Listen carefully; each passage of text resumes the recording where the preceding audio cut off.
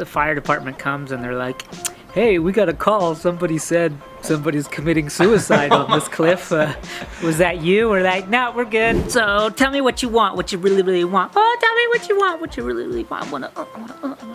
Yeah, it's just, okay, anyway, all right.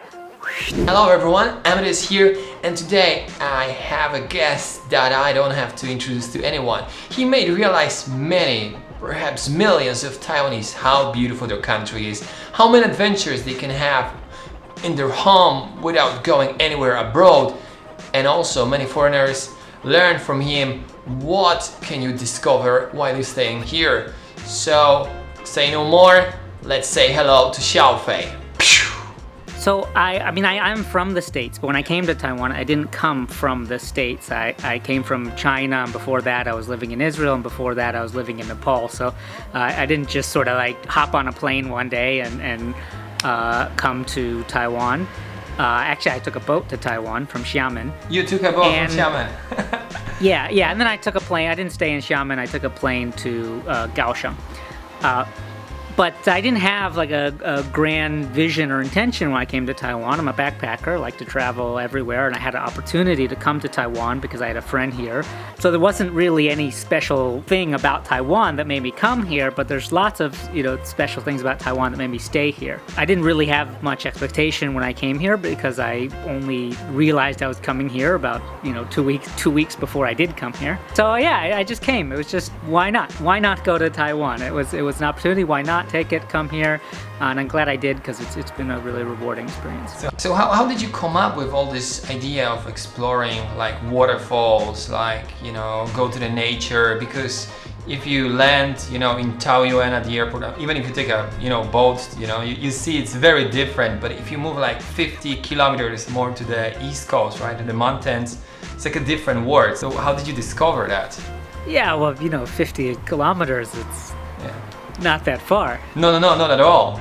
and even in Taoyuan, I lived in Taoyuan for a little while, so you can see the mountains quite clearly. Yeah. Basically anywhere in Taiwan on a clear day, you should be able to see some pretty big mountains. So if you don't sort of look up at them and kind of wonder what it's like there, then you're missing out on a lot of experiences.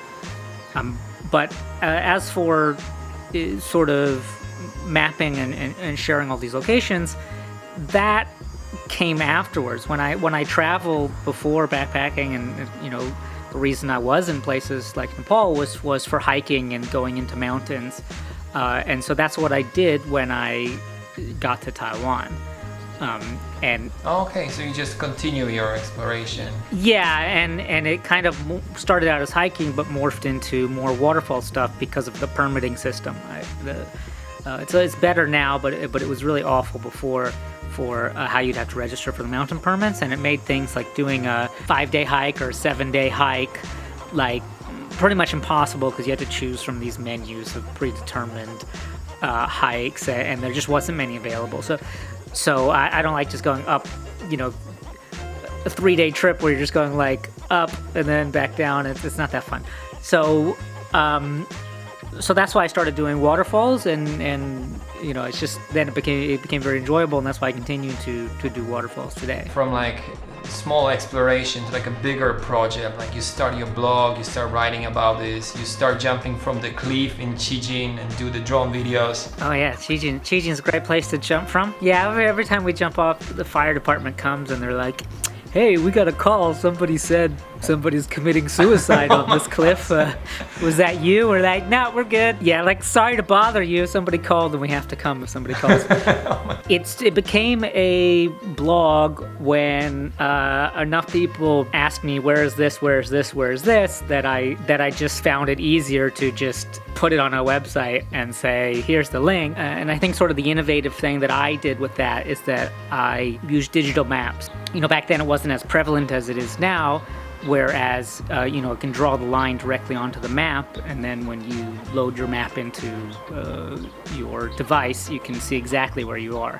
So there's no like, go here, turn left, go there, turn left. It's like, this is the path. You can see where you are. It doesn't matter which direction you're coming from or which orientation you are. You in theory, shouldn't be able to get lost. Since you come from States, and States are like world famous for like great outdoors, like you can go to the places on like 10 hours, hiking, riding a bicycle, like no people around, right? You can do a 6-month hike. Well, there's the PCT from basically Mexico to Canada. So what I mean, it's like you come from a place, there's so many places to explore, but you come to Taiwan and you say, like, actually you didn't plan to stay, but something made you stay. So how is it related to the place where you're from? And It's unrelated.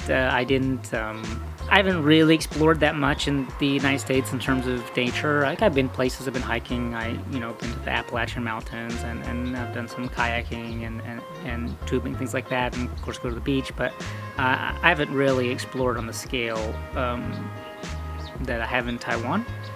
Taiwan's also a lot smaller, so you can see more things in a small area, or in a big area. You kind of have to branch out. I think Taiwan is actually amazing this way. Like, this is the 50 kilometers and you were like in the middle of nowhere suddenly. I kind of think now that everywhere is like that. Not that 50 kilometers you're in the middle of nowhere, but everywhere, or at least all mountains, I think are quite dense with really interesting features. Yeah. And I think that maybe I just didn't look at it closely enough before. No, I think like anywhere in the world, I think like my experience in Taiwan, I think it's taught me that maybe anywhere in the world is going to have a lot of really interesting things, that it's there, but people aren't really visiting it, and there's just a lot more left to be explored, I think. How many waterfalls you've seen in Taiwan? I don't know, it's hard to measure what a waterfall is. If you go... There are a few tiers, right? Yeah, it's different. Yeah, or if you go up a river and you pass a waterfall, and a kilometer away there's another waterfall. Is that 2 waterfalls or 3? We don't know. But of the ones that are named and on my website, it's over 300. Yeah, and some of those are like several waterfalls grouped into one.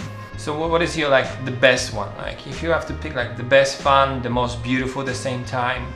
Yeah, I'm always gonna go back to Shalawan Waterfall in Malaysia. It's just a very beautiful place because there's a big waterfall there, but then as you look around, there's also big waterfalls in other directions, and the mountains are very, very green, and the water's very clear. Is this one like it's very cold. Is this one that has a nickname like Lion King Waterfall? Lion King is Shuangpu. It's about a kilometer. It's the same river. It's just downstream. Lion King's downstream a bit. Yeah. So Shalawan there's is like, in between there's a canyon and 2 waterfalls about 15 meters each, I think, and then you'll get down to the Lion Waterfall. For me, I have this spot. Like once we actually met there in San Diman, there's a waterfall. We just briefly it's Maja, actually. Yeah, in that place, right? Yeah, in Maja. It's called Niujiao.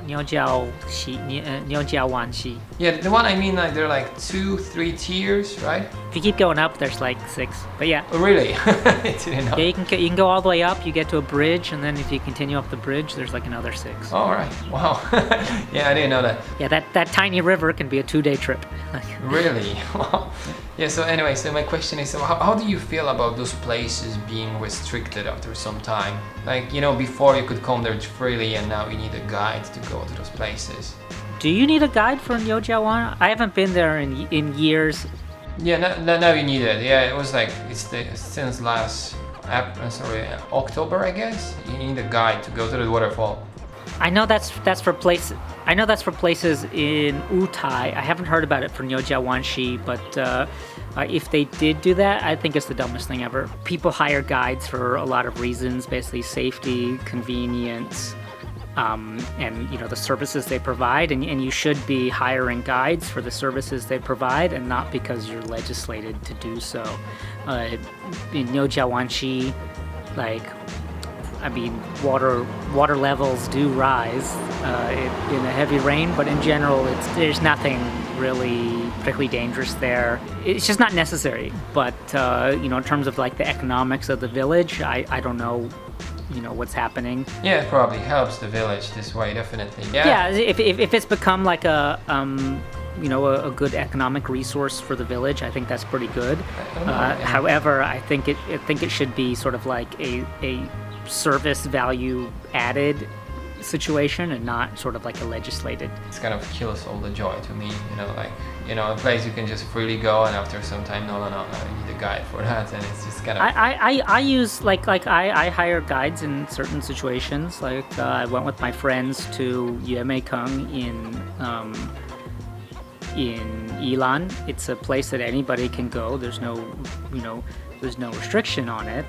But we had a lot of people. It wasn't just me, and so. We wanted the extra security, the equipment, and the knowledge of some guides. So we hired a team. We had four guides in the team for our group. It was really nice and really enjoyable, and we did that because it was a value-added experience. Now I think the other solution would be like separate, limiting people per weekend and letting people go on weekdays. So this way, you can do both basically, because I think it's kind of crazy tourism on weekends in Taiwan at the moment. What is what the food you recommend for living outdoors? You have your favorite snacks for that kind of outing? Definitely a kalaji toi beiguo jialiang kedan. That's if you want, and no mayo, because it'll get soggy, right? You need something that you can carry in your bag that won't get soggy and it'll keep good. So go to a breakfast shop in the morning, get your danbing for there, and then the fried chicken bagel. It's denser, it won't get soft and soggy like a bun will, and plus it has more calories. So that's the way to do it. Or a fantuan, wrong with. Oh yeah, that's my favorite actually. Yeah. I remember I was hiking to Jialuohu. It's in Yilan, it's in a lake on the top. Yeah. And it was, it was a group of people very tired, and I was a small boy, maybe 6-7 years old. In one hand he has fantuan, and he was just jumping from one tree to another, eating at the same time. It's a power lunch, so and it keeps well, and it's easy to carry. It's not going to make a mess in your bag. That's the big worry, is that whatever you bring will just make a big disgusting mess in your bag. Yeah. You need a rice bowl. You need rice. A rice ball is so it's good. Thank you very much for your interview, and everybody who's watching, make sure you subscribe if you already haven't. Subscribe to Xiaofei's channel and go with him on adventures, and subscribe to my channel as well. Thank you very much, guys, and goodbye.